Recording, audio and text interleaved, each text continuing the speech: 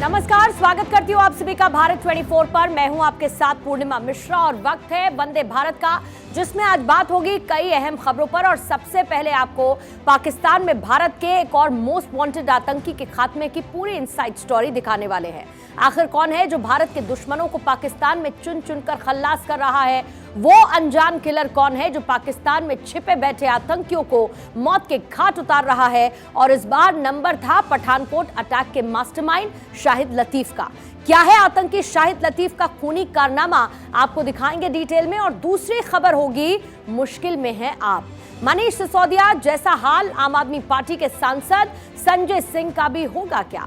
संजय सिंह के खिलाफ जो नए सबूत मिले हैं और जो ईडी दावा कर रही है, उससे यह लगता है कि संजय सिंह की मुश्किलें कम होने वाली नहीं है। वो सबूत क्या हैं जिस पर संजय सिंह घिर सकते हैं, इसकी जानकारी आपको दूंगी। और इसके बाद बात होगी बिहार की सियासत की, जहां पर जाति की लड़ाई अब कैंसर तक जा पहुंची है। वार पलटवार में नेता कोई भी सीमा लांघने के लिए तैयार हैं। आखिर इस लड़ाई के पीछे की कहानी क्या है, ये विवाद कहां से शुरू हुआ, उसकी पूरी रिपोर्ट वंदे भारत में आप तक पहुंचाई जाएगी। लेकिन शुरुआत करेंगे पाकिस्तान में बैठे उस आतंकी की जिसके सर्वनाश का नंबर आज आया है। और वहां पर बैठे हुए हर आतंकी का सर्वनाश होकर रहेगा। जब जब हिंदुस्तान को दहलाने की नापाक कोशिश की गई, तब तब पाक की टेरर फैक्ट्री पर स्ट्राइक होगी। लेकिन इस बार पाकिस्तान में पल रहे आतंकी और पंजाब के पठानकोट एयरबेस का मास्टरमाइंड और जैश का कमांडर लतीफ गीदड़ की मौत मारा गया, और वो भी पाकिस्तान में।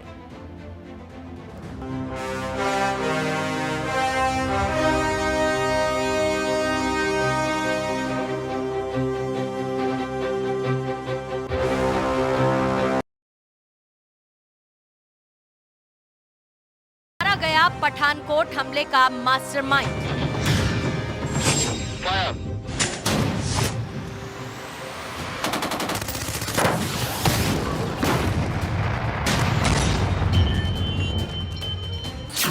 एनआईए का मोस्ट वांटेड आतंकी खल्लास।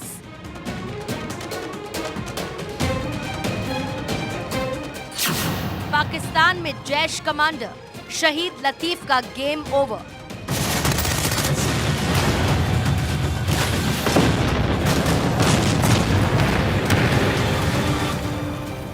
दहशतगर्दों का पनाहगार पाकिस्तान, जिसकी मिट्टी बारूद से महकती है, जो आतंकियों को पालता पोसता है, उस आतंकी मुल्क में एक एक कर शैतानों का सर्वनाश हो रहा है। पाकिस्तान ने जो पाप किया था, उन सब का एक एक करके हिसाब हो रहा है। ये तस्वीरें हैं उस पाकिस्तान की जिसने सारी दुनिया में आतंक फैलाया। ये है जैश कमांडर और पठानकोट हमले का मास्टरमाइंड शाहिद लतीफ, जो जहन्नुम भेजा जा चुका है। पाकिस्तान के सियालकोट की मस्जिद में लतीफ की गोली मारकर हत्या कर दी गई है। अज्ञात हमलावरों ने जैश आतंकी शाहिद लतीफ को मौत के घाट उतार दिया। जिहादी फैक्ट्री चलाने वाला लतीफ का गेम ओवर कर दिया गया।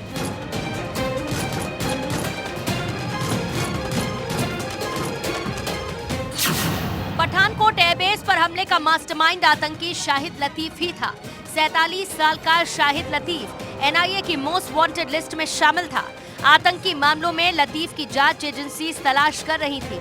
लतीफ को जैश के लॉन्चिंग कमांडर के तौर पर जाना जाता था। जैश ए मोहम्मद से जुड़े लतीफ का भारत में हुए कई हमलों में हाथ बताया जाता है। लतीफ पाकिस्तान में बैठकर आतंकियों को ऑपरेट करता था। उसने 4 जैश ए मोहम्मद आतंकवादियों को पठानकोट भेजा था। शाहिद लतीफ पाकिस्तान की गुजरांवाला के अमीनाबाद कस्बे का रहने वाला था। लतीफ सियालकोट की नूत मस्जिद में मौलवी के रूप में काम कर रहा था। जैश ए मोहम्मद से जुड़े लतीफ ने सियालकोट से पठानकोट एयरबेस पर आतंकी हमले को अंजाम देने वाले 4 आतंकियों को गाइड किया था। भारत में आतंकियों की घुसपैठ से लेकर हमलों की साजिश को अंजाम दिलवाता था। आतंकी शाहिद लतीफ करीब 16 साल तक भारत की जेलों में कैद रहा था। लतीफ को नवंबर 1994 में भारत में गिरफ्तार किया गया था और उस पर केस चला था। भारत में सजा पूरी होने के बाद 2010 में उसे वाघा के रास्ते पाकिस्तान भेज दिया गया था। इन सारे टेररिस्ट के बुरे दिन आ चुके हैं। जितने भी खालिस्तानी है या इस माफी के टेररिस्ट पाकिस्तान में 16 हैं, पिछले 1 या 1.5 साल में मारे जा चुके हैं।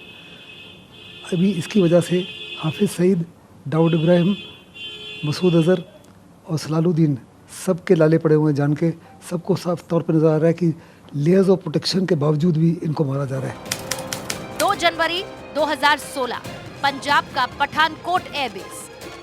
जब जैश आतंकियों ने पठानकोट में एयरबेस पर हमला किया था, इस अटैक में 7 जवान शहीद हो गए थे। 36 घंटे तक एनकाउंटर और 3 दिन तक कॉम्बिंग ऑपरेशन चला। 4 दिन और 3 रात तक चले इस ऑपरेशन के दौरान एयरबेस में घुसे आतंकियों ने 2 जनवरी रात 3 बजे हमला किया और अगली शाम तक एनएसजी के जवानों ने 4 आतंकियों को ढेर कर दिया।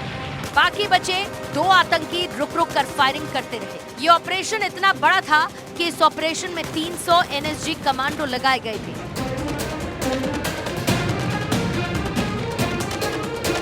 पीएम मोदी और एनएसए अजीत डोभाल भी एयरबेस पहुंचे थे।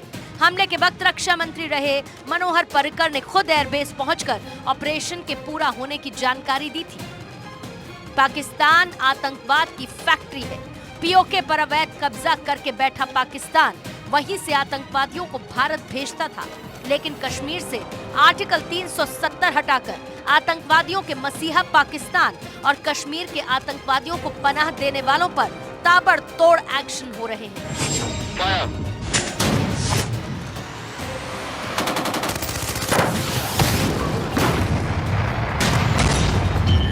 Bureau report, Bharat 24।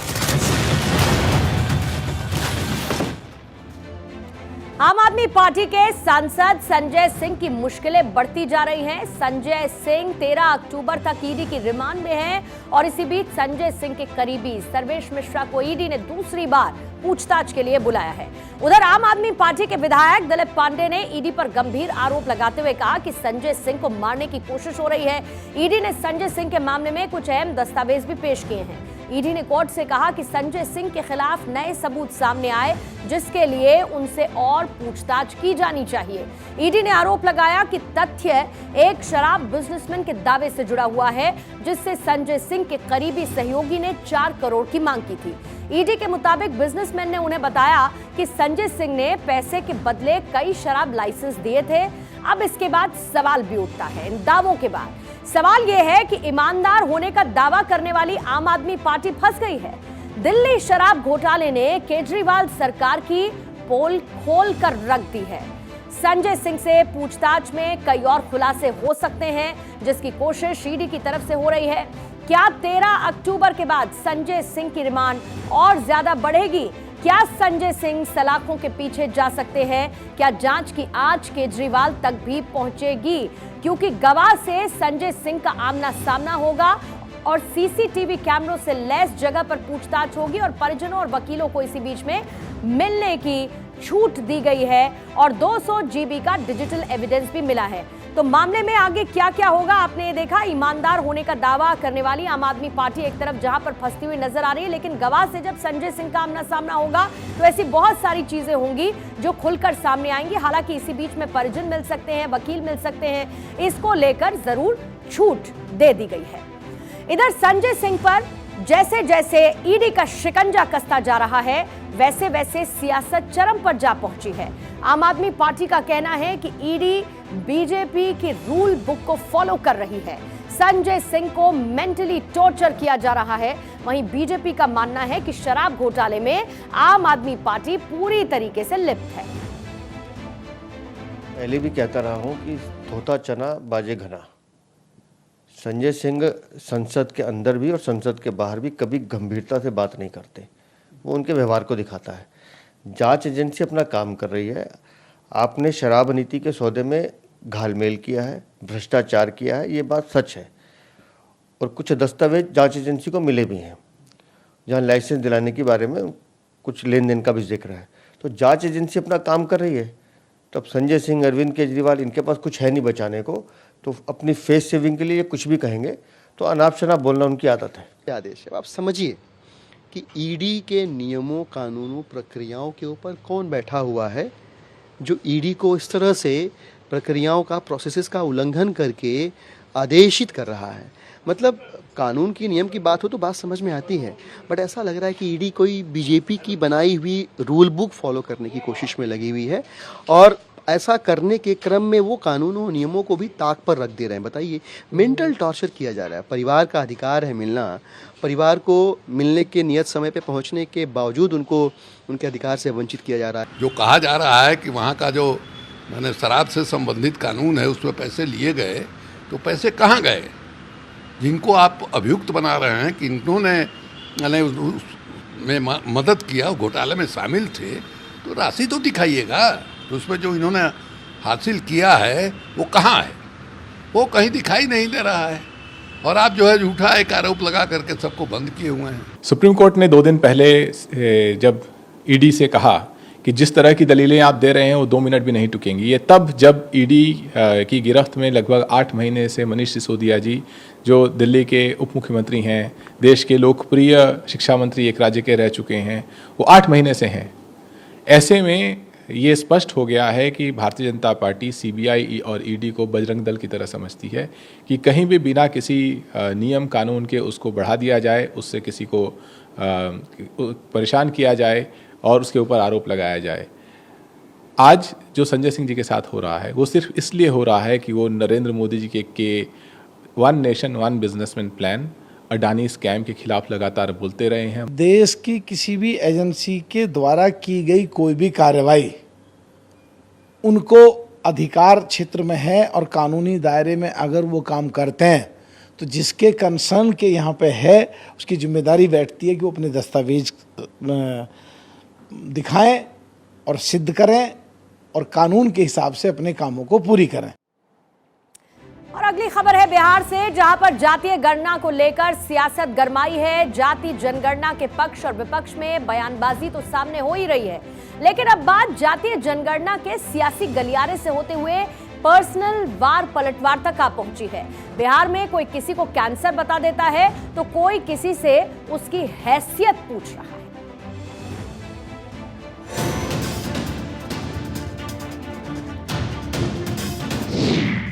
सम्राट जब नीतीश पर भड़के, जाति जनगणना पर राजनीति जमके। नीतीश वर्सेस सम्राट, क्यों बिगड़ गए नीतीश कुमार?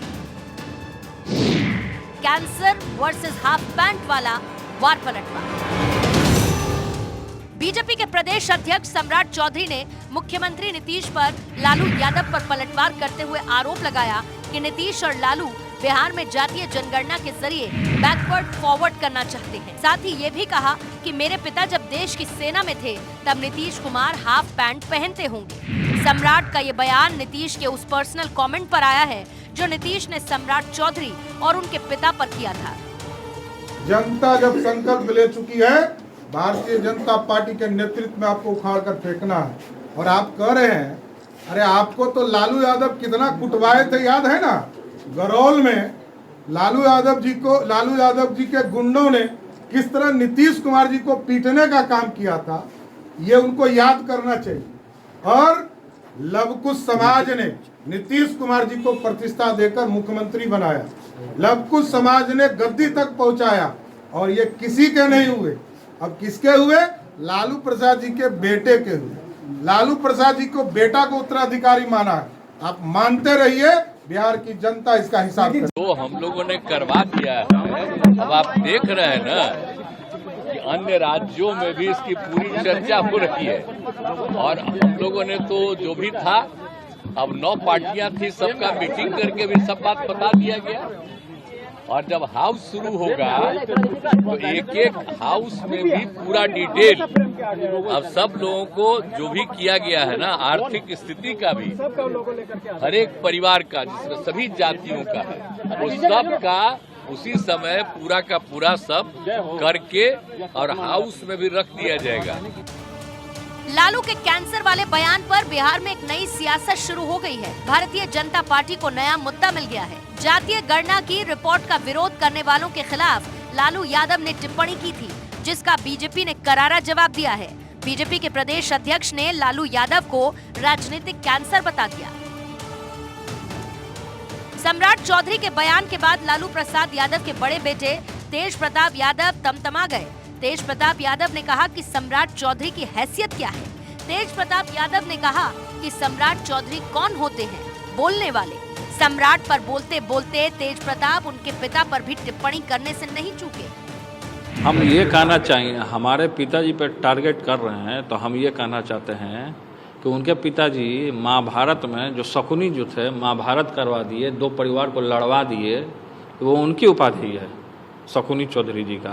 उन्हीं के जो पुत्र हैं जो पगड़ी बांध करके दीमक हैं, दीमक जो दरवाजा में नहीं लग जाता है तो धीरे धीरे तिल तिल करके बर्बाद कर देता है, तो उसी तरीके से भाजपा में इनको लोग बना तो दिया है, ठीक है, लेकिन ये दीमक हैं। तो दीमक की तरह जो दरवाज़ा जो होता है लकड़ी का जो खराब हो जाता है, वो उसी तरीके से खोखला कर रहे हैं। जातीय जनगणना को सही गलत बताते बताते, राजनीतिक लांछन लगाते लगाते अब बिहार के नेता एक दूसरे के परिवार तक पहुंच गए हैं। सम्राट चौधरी के नीतीश पर पलटवार के बाद अब कौन से नया आरोप, नया बयान, नई कहावत सामने आने वाली है, ये देखना होगा, क्योंकि ये सब यहीं थमने वाला नहीं है। Bureau report, Bharat 24। और अगली खबर जब आप सुनेंगे तो आपके चेहरे पर मुस्कान आएगी, आपको किचन के बजट में राहत का एहसास होगा। बचत देखकर आपके चेहरे पर खुशी नजर आएगी, क्योंकि त्योहारों से ठीक पहले महंगाई के मोर्चे पर राहत भरी खबर आई है। पिछले 1 महीने के दौरान अनाज के दाम में आई गिरावट ने बजट को राहत दे दी है। मांग कम होने, आयात बढ़ने और सरकार की कोशिशों ने महंगाई को काबू में किया है। ऐसे में अब घटती महंगाई ने बजट पर आखिर क्या असर दिखाया है, यह आप रिपोर्ट के जरिए देखिए।